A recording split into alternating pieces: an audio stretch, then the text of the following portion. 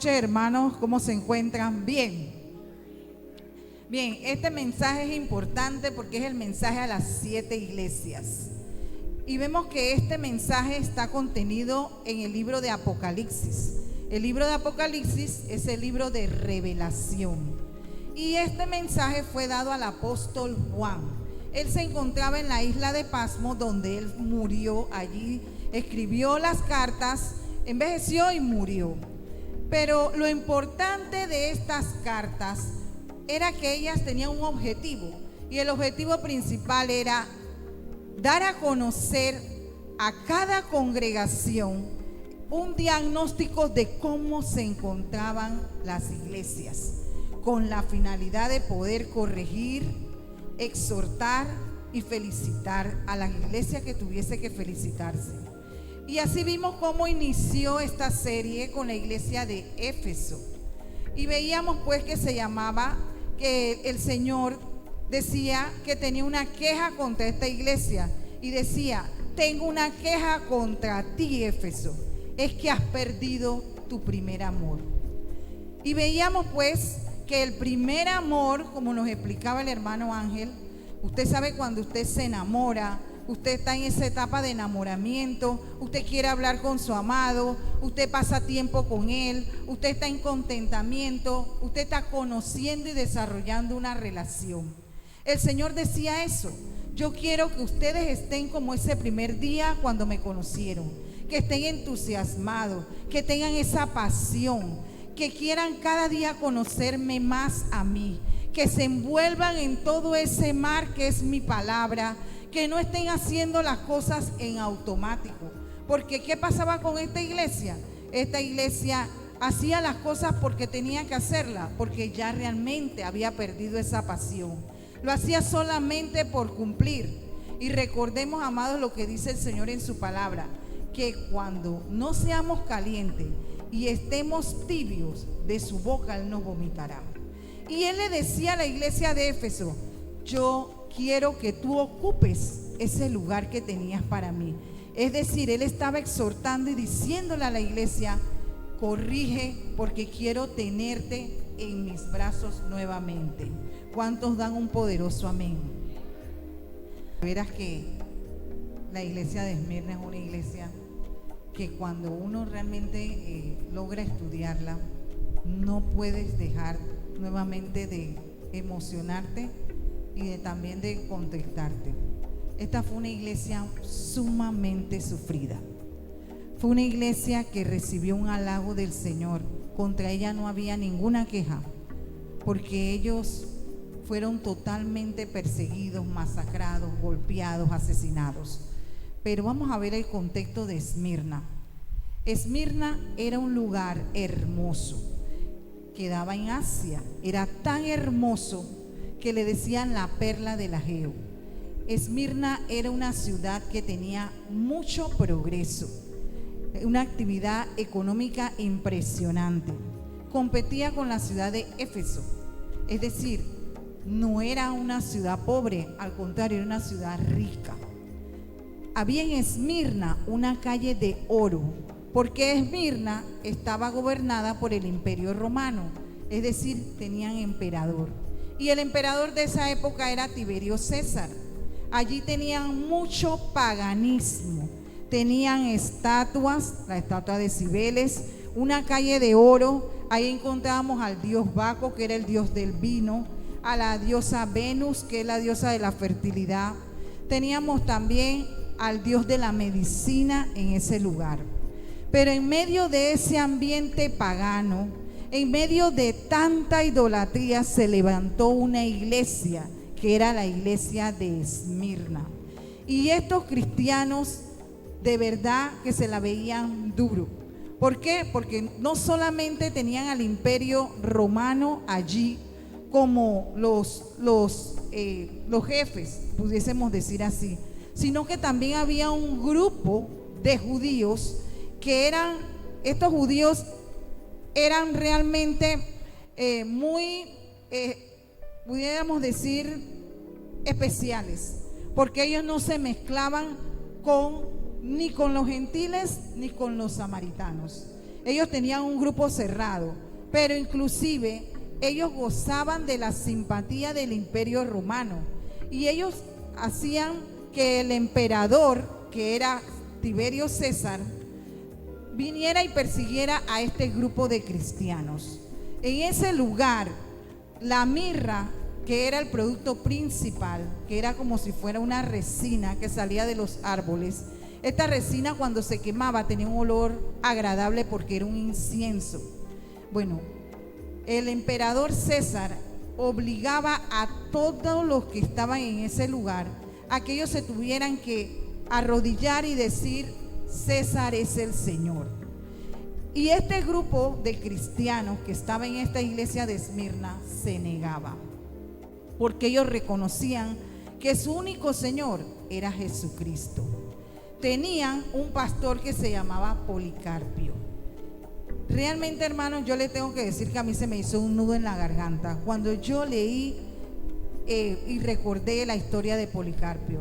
Policarpio fue un anciano que amaba al Señor, y Policarpio, como se negó a hacerle pleitesía al rey César, al emperador César, pues dijeron que él tenía que ser quemado. Y ustedes saben que, y tenía que negar a Dios. Y la declaración de Policarpio fue que yo creo que en este momento muchos de nosotros en esta época, trayendo el contexto a esta época, quizás no pudiésemos decir lo que Policarpio declaró en ese momento. Y él decía: yo tengo 86 años, yo no voy a negar a mi Cristo, porque Él lo único que ha hecho conmigo ha sido de bien. ¿Cuánto podemos decir un amén a eso? Lo único que ha hecho mi Cristo conmigo ha sido de bien. Y a él le dijeron: niega a Jesucristo y di que César es el Señor. Y él le dijo: si no, te vamos a quemar. Bueno, quémenme, porque quémenme porque no voy a negar a Cristo. Y a él lo pusieron en una hoguera y lo prendieron. Pero por esas cosas que pasan, que pienso que es Dios, esa hoguera no se encendió. La prendieron de un lado y la prendieron de otro. Y lo que hicieron con él fue agarrar un hacha y comenzaron a picarlo estando vivo. Y Policarpio lo que hacía era alabar al Señor. Yo me imagino que él ahí estaba: yo sé que mi Cristo vive. Y me imagino que eso era lo que él decía a medida que lo iban cortando en pedacitos. Él lo único que hacía era alabar a Dios. Y así estaba la iglesia de Esmirna. Ellos estaban ultrajados, a ellos los perseguían, ellos perdieron sus casas, ellos perdieron sus trabajos. Por eso la iglesia, y vamos a ver la carta que le escribieron a esa iglesia, ellos tenían que estar huyendo.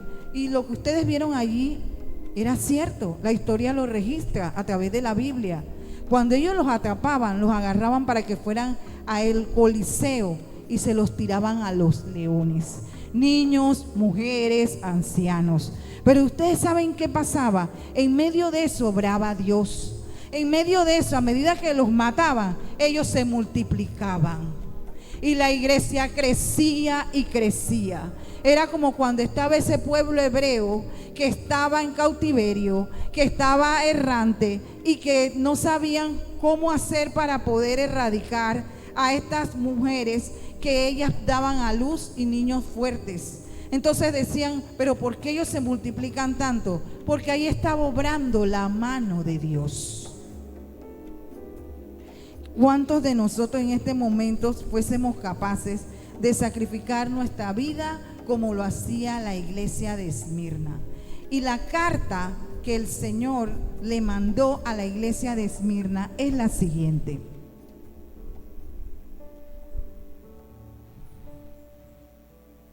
Apocalipsis 2, del 8 al 11. Escribe al ángel de la iglesia de Esmirna: esto dice el primero y el último, el que murió y volvió a vivir. Conozco tus sufrimientos y tu pobreza, sin embargo eres rico. Sé cómo te calumnian los que dicen ser judíos, pero que en realidad no son más que una sinagoga de Satanás. No tengas miedo de lo que estás por sufrir. Te advierto que algunos de ustedes el diablo los meterá en la cárcel para ponerlos a prueba y sufrirán persecución durante 10 días. Sé fiel hasta la muerte y yo te daré la corona de vida. El que tenga oídos, que oiga lo que el Espíritu dice a las iglesias. El que salga vencedor no sufrirá daño alguno de la segunda muerte. Hermanos, yo no sé ustedes, pero si yo lo traigo al contexto de hoy, usted toma el mensaje de acuerdo a quién es el mensajero. Si yo veo en mi correo un mensaje que me viene quizás de recursos humanos o de una secretaria, yo lo dejo ahí pasar. Pero si yo veo en mi correo que dice el nombre de mi jefe, que en este caso se llama Abrazo y Casa, yo inmediatamente lo abro porque digo, es algo importante, mi jefe me está mandando algo. Así mismo el Señor se identificaba aquí. Es importante que nosotros veamos esto. Si bien es cierto, Juan fue el instrumento que utilizó el Señor, y esa carta llegaba al ángel de la iglesia, al pastor. Como dijimos hace un momento, el pastor de la iglesia era Policarpio. Esta carta tenía una identificación y decía: esto dice el primero y el último, el que murió y volvió a vivir. ¿Quién es el primero y el último? El alfa y el omega, el principio y el fin. ¿Quién es el único que murió y pudo resucitar? Jesucristo. Entonces, inmediatamente la carta tenía una presentación. Esto no viene de allá de afuera, eso no viene de una esquina, eso lo traigo yo, el autor y consumador de ustedes. Entonces, de allí ya la carta toma una atención importante. Y dice la carta así, conozco tus sufrimientos y tu pobreza, sin embargo, eres rico. Para el Señor no hay nada que nosotros podamos esconder. El Señor sabe la condición de cada uno de nosotros. El Señor sabe cuál es tu preocupación. El Señor sabe cuál es tu problema. El Señor sabe cuál es tu tribulación. Dice la palabra que está escrita en la Biblia que usted y yo leemos, que antes que yo abra mi boca, Él ya tiene conocimiento de lo que yo voy a decir. Es decir, yo no sé, pero quiero que usted se conecte en esto. Si usted tiene ahora mismo un problema, usted está esperando, tiene quizás una sentencia que está esperando, quizás usted tiene una orden de desalojo, quizás usted tiene un diagnóstico médico, quizás usted esté desempleado, quizás usted esté viendo cómo resuelve el tema de un contrato. Quiero que sepa que eso no es problema suyo, ya el Señor lo sabe. Él dice que Él lo conoce todo. Y cuando Él conoce todo, Él toma el control de todo. Esa es la diferencia que tenía el cristiano de Esmirna, que él moría porque él sabía que su confianza estaba puesta en Cristo. Lo que nosotros hoy perdido. Nosotros decimos que somos cristianos, pero somos guachi guachi, porque cuando tenemos cualquier problema, inmediatamente nos vamos a la casa y nos ponemos a llorar. Y ya no queremos venir más al culto porque es que ese Dios a mí no me escucha, es que ese Dios es malo, es que ese Dios no me comprende. Dios tiene control de todo lo que te pasa, porque el diablo no puede decidir sobre tu vida. Pero nosotros todavía no tenemos esa identidad clara. Aquí hemos hablado de la identidad, aquí hemos hablado que somos hijos de Dios. No somos creyentes, somos hijos. Pero todavía no sacamos esa cédula que diga: yo soy Maricruz. Todavía seguimos en la carne y por eso no vemos la mano de Dios obrar. Esta carta tenía 3 partes: la aprobación, la exhortación y la promesa. La aprobación, él decía: yo no tengo nada contra ustedes, al contrario, yo me siento alabado de que ustedes están muriendo, pero ustedes siguen permaneciendo fiel a mí, siguen creyendo en mí, siguen poniendo la vista en el invisible. No importa que tú tengas el animal encima de ti, cuando te está matando el león, tú dices: yo sé que mi Cristo vive esa acción que Él quiere que cada uno de nosotros sienta cuando tenemos ese problema, porque todos atravesamos problemas de una u otra manera. Esa es parte de nuestro crecimiento y de nuestra maduración, pero no queremos estar así. Sin embargo, eres rico, le decía. Y suena contradictorio. ¿Cómo es eso que yo sé que tú eres pobre, pero eres rico? Eres rico. ¿Sabes por qué eras rico? Porque yo soy el dueño del oro y de la plata. Tú me tienes a mí. Te estoy dando la confianza de que yo conozco tu problema. Que aunque tú eres pobre, yo soy rico. Tú estás yendo donde el dueño de la finca, el dueño de todo, el dueño del cielo, de la tierra, de lo que está por debajo de la tierra también. Entonces tú eres rico. Yo soy el que controlo todo. Por eso Él le decía a ellos, ustedes quizás, el hombre puede decir que tú eres pobre, pero tú estás desarrollando una riqueza. Aparte de eso, ellos estaban llenos de los dones del Señor. Ellos daban fruto, ellos tenían paz, benignidad, tenían confianza, tenían templanza. Ellos eran ricos porque ellos tenían también el gozo del Señor. Ellos no estaban como nosotros, que ante cualquier prueba nosotros nos metemos en una cueva al estilo Elías. No, al estilo Agar, que salió huyendo cuando la jefa la trató mal. Tuvo que correr y el ángel tuvo que ir a buscar. Ven, Agar, regresa. Así andamos nosotros. Que tiene que venir alguien a decirnos, mira, las cosas no son así. Tú tienes que seguir creyendo en Dios. Tienes que desarrollar paciencia. No, hermano, ya nosotros estamos creciditos. Nosotros tenemos que saber que esta es la dinámica del reino. Tú te caes y te levantas, te caes y te levantas, te caes y te levantas. Lo que no se vale es que te quedes en el piso. Levántate, porque Él te está diciendo que Él está contigo, que no temas. Y el trabajo de nosotros es darle ánimo al otro. No es quedarme ahí en un tinglado. O es que ustedes ven en el boxeo que el boxeador lo tumban y se queda ahí. Él se levanta. Él se levanta y créanme que buscó otro contrato y sigue la siguiente pelea. Uno las gana, pero Él continúa. Sin embargo, eres rico. Sé cómo te calumnian los que dicen ser judíos, pero que en realidad no son más que una sinagoga de Satanás. Bueno, esta es una parte que es bastante dura. Y esto se refiere a que en las iglesias nosotros vamos a encontrar hermanos que en realidad son de Cristo y hermanos que no son de Cristo. Vamos a tener trigo y vamos a tener cizaña. Nosotros tenemos que desarrollar ese discernimiento para poder conocer realmente los que están con Él. Y dice la Biblia que el que no está conmigo desparrama. Entonces también nos enseña que lo conoceremos por sus frutos.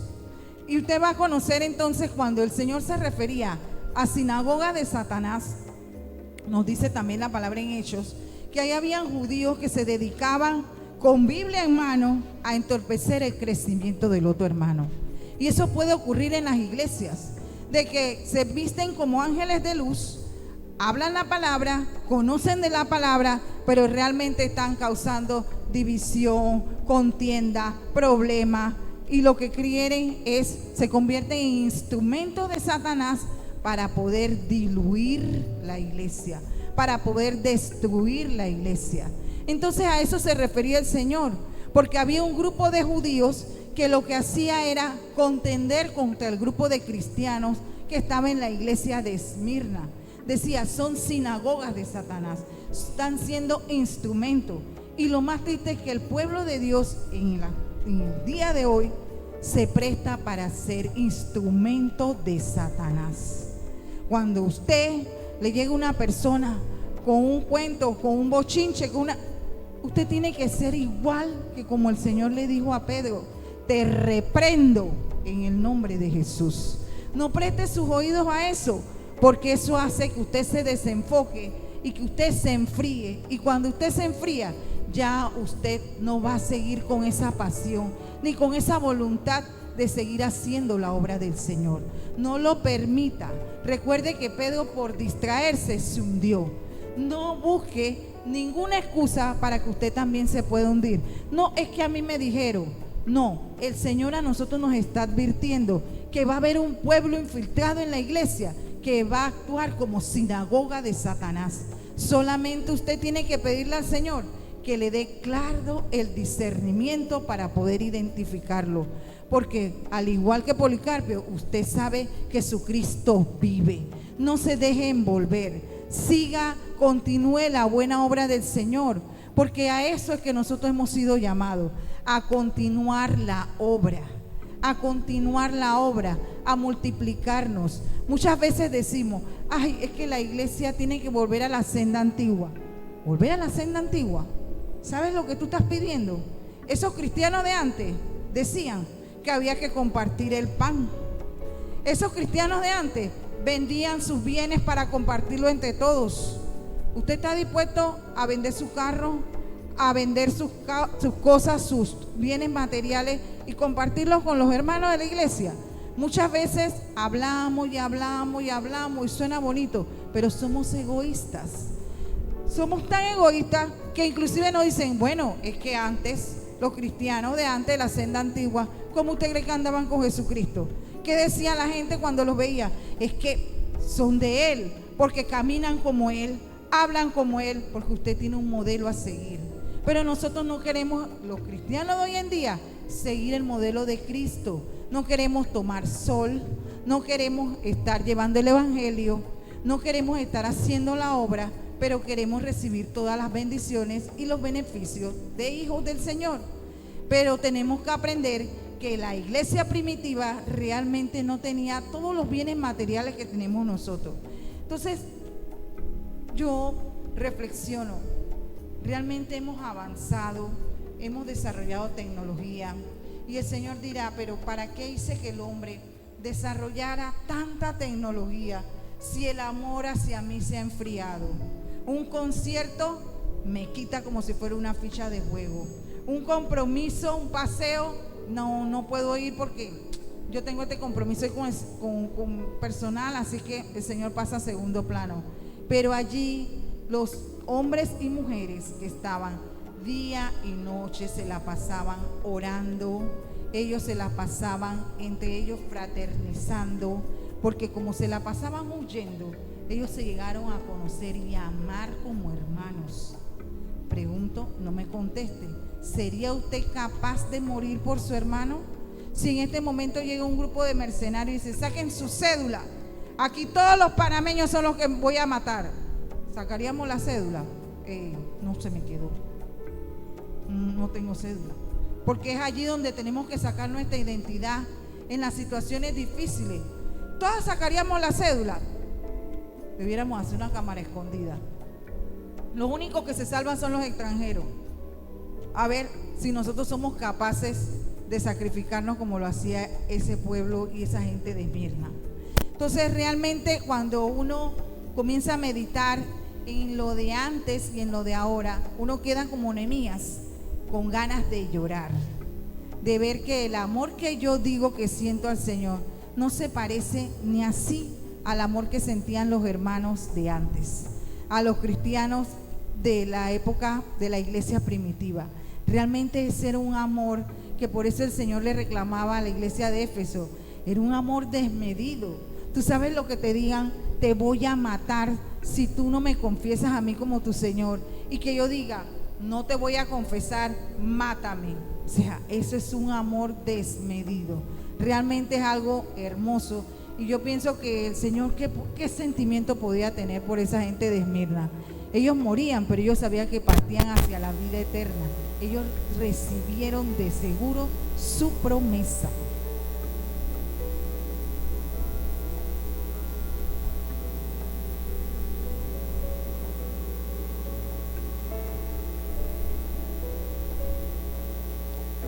La exhortación: no temas en nada de lo que vas a padecer. He aquí, el diablo echará a algunos de vosotros en la cárcel para que seáis probados y tendréis tribulación por 10 días. en el contexto de la iglesia de Esmirna, el Señor no le podía decir a ellos, ustedes no van a morir. Él le decía, no temas, porque definitivamente ustedes van a ser encarcelados, algunos van a ser acorralados, pero Él está poniendo un término. Quizás si yo lo traigo al contexto de hoy y Él me dice a mí, no temas, porque ustedes van a ser encarcelados, la cárcel yo la puedo llevar a diferentes factores. Puede ser que yo tenga un desempleo, puede ser que yo tenga un diagnóstico, que yo tenga que pasar por algún proceso, una quimioterapia, una radioterapia, una recuperación, puede ser tantas cosas, un proceso legal, pero el Señor me está diciendo a mí, tú vas a tener una entrada y una salida. Usted va a tener una entrada y una salida. No te vas a quedar eternamente en esa etapa. Yo te doy la entrada, pero así como te doy la entrada, te estoy dando la salida. Él me está dando la confianza antes de que suceda, que lo que yo vaya a atravesar, voy a pasarlo en compañía de Él, hermano. Nosotros tenemos que tener esa certeza de que el Señor está con nosotros, de que Él realmente, como dice la promesa, aunque pases por las aguas, no te vas a ahogar. Si pasas por el fuego, no te vas a quemar. A nosotros nos va a pasar igual que cuando metieron a los 3 hombres al horno de fuego. Ellos estaban en medio del fuego, pero cuando ellos salieron, ni su hebra de su cabello olía a humo, ni sus vestidos, nada. Aunque nosotros estemos quizás en una prueba difícil, no sé cuál sea tu cárcel, vuelvo y te repito, nosotros tenemos que tener la confianza en el Señor de que si Él nos está probando, porque es una prueba, así como pasó Policarpo, la prueba que fue sacado ahí como si fuera oro, así Él nos tiene que probar a nosotros, hermano. Y eso es elemental. Cuando nosotros compramos un perfume, yo puedo tener aquí 2 frascos de perfume y yo me pongo un perfume ahorita mismo y salgo ahí, ya el perfume se me fue, se disipó. Pero cuando un perfume es genuino, usted se baña y todavía huele ese perfume. Usted plancha esa ropa y todavía huele ese perfume. Entonces el Señor tiene que probar si realmente nosotros somos genuinos, si nosotros realmente tenemos esa etiqueta que dice Made in Cristo. Nosotros la tenemos. Él tiene que probar los que son de Él. Entonces no se angustie si usted está pasando por un proceso. Dios tiene control de todo, absolutamente todo. Todo lo que ocurre en nuestra vida está en las manos del Señor. Satanás no tiene ni arte ni parte. Acostumbremos a sacar a Satanás de nuestra boca. Es que Satanás me está pidiendo para zarandearme. Para que Él te pueda zarandear, Dios tiene que dar la autorización. Y así pasó con Job. Él no pudo tocar a Job porque él quería tocarlo. Él tuvo que pedir una autorización. Y el Señor le dijo, lo único que te pido, no le quites la vida. Pero cuando el Señor lo restauró, le dio el doble de lo que él tenía. Así que prepárese, porque decía Pablo que cuando nosotros estamos en prueba, en tribulación y angustia, alaba lo que Él vive. Tenemos una promesa: no temas en nada de lo que vas a padecer. Sé fiel hasta la muerte y yo te daré la corona de vida. Fiel hasta la muerte. Nosotros tenemos que realmente estar conscientes de quiénes somos. El problema principal del cristiano hoy en día es que no tenemos clara nuestra identidad. Nosotros decimos, es que yo soy cristiano. Hermano, nosotros no sabemos qué es ser un cristiano. Nosotros decimos, es que yo tengo un padre. Cuando mis hijos, yo siempre recuerdo esta anécdota. Mi hijo estaba en primer grado y me llamaron del colegio. Tenía clase de piscina. Me dice, mamá, se me quedó el vestido de educación física, el traje de baño. Y yo estaba en Milla 8. Yo salí de Milla 8 a Villalucre, busqué el vestido de baño y me fui a Lipa. Lo recuerdo como si fuera hoy. Estaba mi hijo sentado en unas gradas con un amiguito Y cuando yo llegué con ese traje de baño, dice, viste, yo sabía que mi mamá no me iba a fallar. Porque en ese momento él sabía quién era su mamá. Pero nosotros sabemos quién es nuestro papá realmente. Nosotros sabemos que Jesucristo, Dios es nuestro papá. Que cuando nosotros ponemos las cosas en Él, Él va a tener una respuesta para cada uno de nosotros. De que nuestros problemas están en la mejor mano, que es la de Cristo. Pero somos infieles. Nosotros no le somos fieles a Él. Nosotros no tenemos la claridad de nuestra identidad. Porque si nosotros tuviésemos esa certeza, hermano, nosotros no levantaríamos nuestro rostro del piso de adorarlo, de alabarlo, de glorificarlo, de agradarle, de hacer todas las cosas que Él merece y mucho más. Hoy en día nosotros le damos el tiempo que nos sobra. Nosotros queremos tener un Cristo y un Padre a nuestra agenda. Que Él se acomode a mí, no yo a Él. Y esa era la diferencia de la iglesia primitiva. Y por eso está la exhortación. Y él daba un diagnóstico de las diferentes congregaciones para que pudiesen corregir. Pero a la iglesia de Esmirna no había que corregirle nada, porque era una iglesia que rebosaba en la confianza, en el amor, en la alabanza hacia Jesucristo nuestro Señor. Vamos a ponernos de pie para orarle al Señor.